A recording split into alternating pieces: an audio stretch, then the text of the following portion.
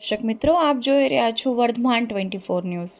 વર્ધમાન 24 ન્યૂઝને સબસ્ક્રાઇબ કરો, લાઇક અને શેર કરો.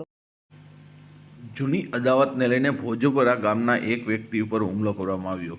પ્રાપ્ત થતી માહિતી મુજબ ભાવનગર નજીક આવેલા ભોજપરા ગામે રહેતા અશોકભાઈ હીરાભાઈ મકવાણા પોતાનું ટુ વ્હીલર લઈને ભૂમલી ગામ ખાતેથી માતાજીના માંડવામાંથી પોતાના ઘરે ભોજપરા ગામ જઈ રહ્યા હતા. ત્યારે પીપળિયા પુલ આગળ આવેલા પેટ્રોલ પંપ પાસે વિજયભાઈ કરદેજવાળા તથા અન્ય બે શખ્સો દ્વારા હુમલો કરવામાં આવ્યો હતો. જ્યારે ઇજાગ્રસ્ત વ્યક્તિને સારવાર માટે 108 દ્વારા સિટી હોસ્પિટલ ખાતે લાવવામાં આવ્યા છે.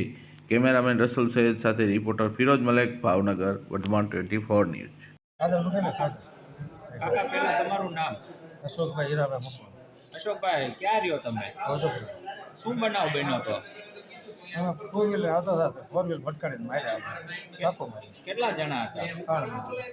કોઈના નામ આવડે? વિજયભાઈ કરદેજવાળા. અને શું કારણે મારવામાં આવ્યા છે તમને? જૂની બાબત. કઈ જગ્યાએ મારવામાં આવ્યા? પીપળિયા પુલની બાજુ પેટ્રોલ પંપ. એમની પાસે શું હતું? Four wheeler. અને હથિયારમાં શું હતું? ચાકુ. અને આ બનાવને લઈને તમે પોલીસને જાણ કરી હતી? હવે કરવાની છે. પોલીસ ફરિયાદ કરવાની છે?